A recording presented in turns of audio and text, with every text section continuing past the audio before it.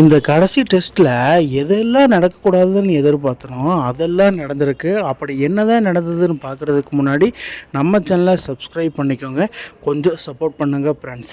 அதாவது டே 4 ஸ்டெம்ஸ் முன்னில் 229க்கு 6 விக்கெட் இழந்திருந்தாங்க ஸ்ரீலங்கா. இன்றைக்கி டே 5 லஞ்ச் பிரேக் வரைக்குமே ஆடிட்டாங்கன்னு தான் சொல்லணும். 329க்கு 6 விக்கெட்டு தான் இழந்திருக்காங்க. அதில் பாருங்கள், சோனல் தினுஷ் அருமையாக ஆடிருக்காரு, 55 run. So strike rate improve ஆகிட்டே இருக்குது ஸ்ரீலங்காவுக்கு செஷன் முடிவில். ஸோ அதுக்கப்புறமா விக்கெட்டு எடுத்தே ஆகணும் கட்டாயத்தில் இந்தியா பின்னுக்கு தள்ளப்பட்டுச்சு. அந்த டைமிங்கில் மேனோ சுதர் உள்ளே ஒரு விக்கெட்டை போட்டாப்புல. அந்த விக்கெட்டின் மூலியமாக வேறு லெவல் பல தரமான சம்பவங்கள் நடக்கும் எதிர்பார்த்துருந்த நிலையில். ஸோ இதுக்கப்புறம் என்ன பண்ணுறது அப்படின்னு பார்த்தா, சடேஜா உள்ளே கொண்டு சடேஜா விக்கெட் எடுத்துகிறாப்புல. ரிஷப் பண்ட் கேட்குறாரு சடேஜாக்கிட்ட, என்ன ஜடேஜா விக்கெட் எடுத்துட்டீங்க போல அப்படிங்கிற, எல்லாம் காடி ஸ்கிப்டுப்பா அப்படிங்கிற மாதிரி விக்கெட் விழுந்துச்சு. ஏன்னா ஃப்ளாட் ட்ராக்காக அமைஞ்சிருச்சு, பேட்டிங்க்கு சாதகமாக விக்கெட்டு போனதுனால விக்கெட்டே விழுகலை. பட் எப்படியும் சடேஜாவுக்கு ஒரு விக்கெட் கிடச்சிது. ஸோ அதன் மூலிமா என்னென்னா டே 5 டீ பிரேக் வரைக்கும் போயிட்டாங்க ஸ்ரீலங்கா. ஸோ இதுக்கு மேலே நம்ம எப்படி கொண்டு போகிறது? ஏன்னா ஆல்ரெடி பார்த்திங்கன்னா ஸ்ரீலங்கா 383க்கு 8 விக்கெட் இழந்துட்டாங்க. பட் சோனல் தினுஷா 98 ரன்னும், சூரிய பேந்திரா 92 ரன்னு. பட் அந்த இடத்துல லகுரு குமாரா கிட்டத்தட்ட 80 பால் கிட்ட ஆடிட்டார். அப்படியே நின்றுட்டாப்லேருந்து சொல்லணும். ஸ்ரீலங்கா லீடு பை 170 ரன்ஸு, அதாவது 170 ரன்னு லீடாக வச்சுட்டாங்க. ஸோ அதுக்கப்புறம் கடைசி செஷன் டே 5 தேர்டு செஷனில் என்னெல்லாம் நடந்திருக்குன்னு பார்த்தா, மீண்டும் ட்விஸ்ட்டு மேலே ட்விஸ்ட்டு பண்ணுறாங்க இந்த ஸ்ரீலங்கன் பேட்டர்ஸு. ஸோ இதன் மூலிமா என்ன தெரிய வருதுன்னா, இந்தியா பார்த்திங்கன்னா டாப் ஆர்டர், மிடில் ஆர்டர், ஆல்ரவுண்டர்லாம் தூக்கிறாங்க. பட் டெய்லண்டரில் தூக்க முடியல.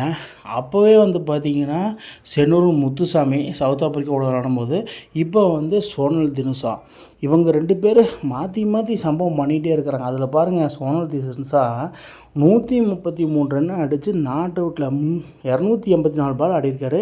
ஸ்ரீலங்கா 429க்கு 9 விக்கெட் இழந்துட்டாங்க. ஸோ இதுக்கு மேலே மழை வரல. பட் இருந்தாலும் லைட்ஸ் ஆஃப் கால்ட் ஆஃப் எல்லாம் ஆயிடுச்சு.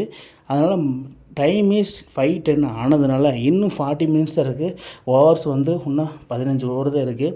இதில் இந்தியா எப்படி அந்த 200 ரன் டார்கெட் அடிப்பாங்கன்னு பார்த்து, ஸோ மேட்ச் ட்ரான்னு அனௌன்ஸ் பண்ணிட்டாங்க போர்ட் ஆஃப் ரிசல்ட்டில். ஸோ டே 5 ரிசல்ட் பொறுத்த மட்டும் மேட்ச் ட்ராவ் ஆயிடுச்சு. ஸ்ரீலங்கா அருமையாக இந்தியாவை விக்கெட்டு எடுக்க விடாமல், ஜெயிக்க விடாமல் அற்புதமான செயல்பாட்டினால இந்த மேட்ச் ட்ராவாக முடிஞ்சிருச்சு. இதன் மூலிமா என்ன சொல்லணும்னா, இந்தியா அந்த WTC சைக்கிளில் பின்னுக்கு தள்ளப்பட்டிருக்காங்க. ஆல்ரெடி 5th பிளேஸில் இருந்தாங்க, அதே 5th பிளேஸில் தான் இருந்தாங்க. இந்த மேட்ச் ஜெயிச்சிருந்தா அருமையாக. பட் இந்த இடத்துல நான் ஒன்று சொல்லிக்கிறேங்க, இந்த 2 டெஸ்ட்டில் பார்த்திங்கன்னா சோனல் தினுஷா அடேங்கப்பா என்ன மாதிரி ஒரு சம்பவம் பண்ணியிருக்காரு.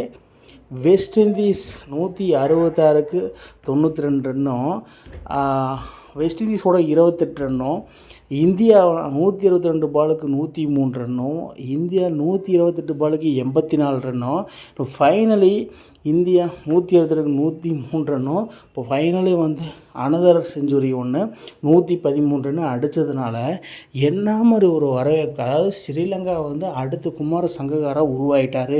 இதே மாதிரி தான் கமிந்து மெண்டிஸ் இருந்தார், அவர் ஃபார்ம் அவுட்டு. பட் இவர் பிடிச்சிட்டாரு, யங்ஸ்டர்ஸ் உருவாயிட்டாங்க ஸ்ரீலங்கா டீமுக்கு. ஸோ ஃபைனலி என்னென்னா, as usual India tour of Sri Lanka 0 set கணக்கில் இந்தியா வின் பண்ணுறாங்க. என்னதான் செகண்ட் டெஸ்ட்டு தோற்றாலும் ஃபஸ்ட் டெஸ்ட் ஜெயிச்சதுனால 1-0 அப்படிங்கிற செட் கணக்கில் இந்தியா வெற்றி பெற்று அந்த கோப்பையை கைப்பற்றிட்டாங்க. பட் என்னதான் WTCயில் 4th பிளேஸ்க்கு போகாத ஒரு காரணம். பட் தோனி கொடுத்த டிப்ஸ் ஃபாலோ ஒன் நீங்கள் செஞ்சுருக்கக்கூடாது, தோனி சொன்னது அதுதான், ஃபாலோ ஒன் செஞ்சதுனால உங்களுக்கு போயிடுச்சு அப்படிங்கிற மாதிரி ஏகப்பட்ட விமர்சனங்கள், வர்ணனையாளர்கள் இந்தியா கேப்டனையும் சுப்பன் கில்லையும் கௌதம் கம்பீர் ஹெட் கோச்சையும் திட்டிகிட்டு வராங்கன்னு சொல்லணும். இதுக்கு மேலே ஆவது WTCக்கு வாய்ப்பு இருக்கா அப்படின்னு சொல்லி பார்த்தா, இன்னும் வரக்கூடிய 8 மேட்ச் 8 வின் பண்ணாதான் இந்தியா வெற்றி பெறும். மக்களே நீங்கள் சொல்லுங்கள், இந்தியா WTC சைக்கிளில் ஃபைனல் போக சான்ஸ் இருக்கா இல்லையான்னு கீழே கமெண்ட் பாக்ஸில் கமெண்ட் பண்ணுங்கள் மக்களே. இந்த மாதிரி இன்ட்ரெஸ்டிங் கிரிக்கெட் வீடியோவை தெரிஞ்சுக்க நம்ம சேனலை சப்ஸ்கிரைப் பண்ணுங்கள், லைக் அண்ட் கமெண்ட் பண்ணுங்கள். மேலும் மேலும் உங்களுக்கு வீடியோ வந்துகிட்டே இருக்கும்.